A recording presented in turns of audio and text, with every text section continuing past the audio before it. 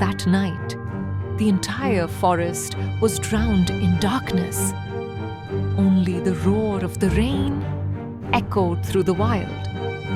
But with it, a faint whispering voice rose from the shadows. Whose voice was that? What was the forest hiding within its silence? Let's find out. Welcome, friends! If you haven't seen the previous episodes yet, please watch them first before this one. You'll find the videos and playlists in the description and on the cards. In the last episode, the scene ended with heavy rain pounding the forest, its sound echoing from every side. But within that storm, a strange voice was heard, a faint, broken whisper, echoing from deep inside the darkness. Let's continue the story. Because of the rain, birds and small creatures hid themselves in their nests. At the same time, from between two huge rocks, a faint sound emerged. It's none other than Lisa. Yes, Lisa is still alive. Her breathing is shallow, her weak body leaning against the rock wall, hands trembling as she struggled to hold herself steady. In the first episode, we only saw Jimmy's side of the story. But now, it's time to follow Lisa's journey through the forest. Her struggle would decide her fate. The rain finally stopped. The forest fell into silence. Lisa realized she could not stay there any longer. Slowly, she stepped toward the edge of the rocks. Was the wolf still nearby, or had it left? She had been wandering the forest for more than a day. No food, no water. Her body was weak. Her lips were cracked, her steps unsteady. But she pulled herself out of the rocks. Every step heavier than the last. She knew she must either escape or die. So she climbed carefully down along the trees, moving step by step. Every shadow made her heartbeat race. But still, she kept moving forward.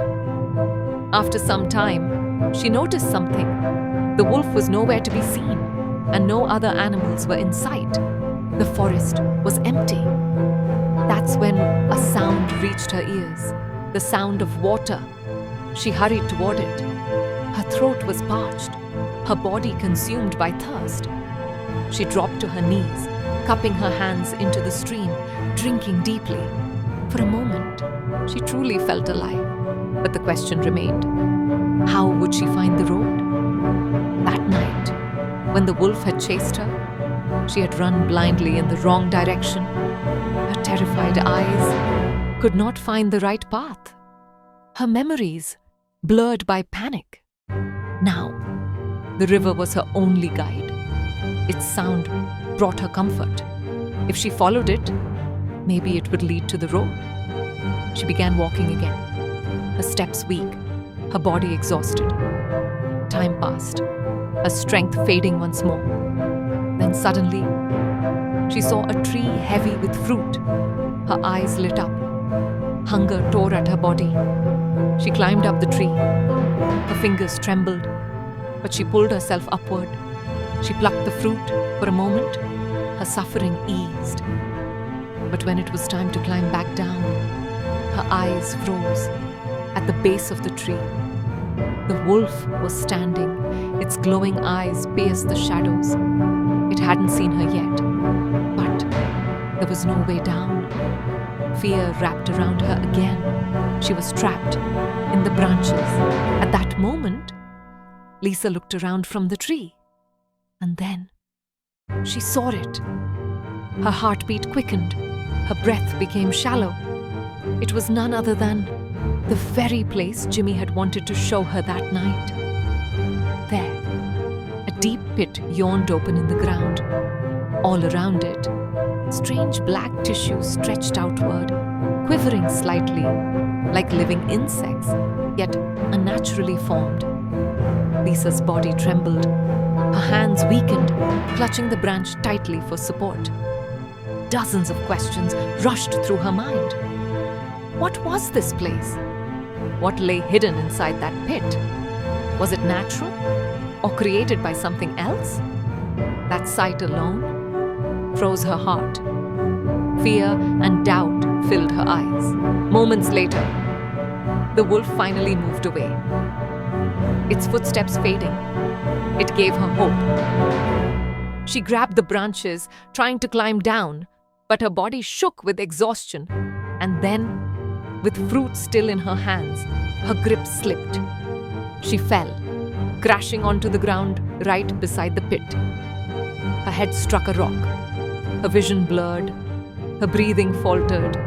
She lay motionless. At the very same time, Jimmy and his friend arrived at Lisa's home. Her mother opened the door, her eyes heavy with sorrow, her face filled with anger hidden in grief. Jimmy tried to comfort her, but the mother spoke with bitterness. She blamed Jimmy's love. She spoke the name of a man, Michael, a relative. If she had chosen him, Lisa would have been safe today, she said. Those words tore through Jimmy's heart. A crushing guilt consumed him. At that moment, Lisa's younger brother revealed the truth. Michael was not a good man. His life was not ordinary. His work mysterious, his actions hidden in secrecy. Even as he spoke, fear echoed in his voice, his eyes shifting nervously. Jimmy's friend asked for Michael's address. The brother hesitated in silence, his fists clenched, his lips trembling. Then reluctantly, he gave it. Hours later, Jimmy and his friend left the house, the silence between them heavy, but their decision unshaken. They exchanged a look. In their eyes burned the same determination. They had to meet Michael. And so, their journey began toward his place. Meanwhile, Lisa still lay on the ground, head wounded, motionless. But now, she was gone. The place was empty. Had someone carried her away? Or had she become the prey for the beasts of that forest? At the same time, Jimmy and his friend waited on Michael's street. What truth was waiting for them there? We'll see in the next episode. And with that, this episode comes to an end. All the stories in this season are created by me. If you enjoyed it, please support me by subscribing, liking, and hitting the notification bell. Share your thoughts in the comments. If you'd like to follow me on X, you'll find the link in the description. We'll meet again in the next episode with more mystery, more suspense, and more secrets from the forest. Until then, this is where I say goodbye.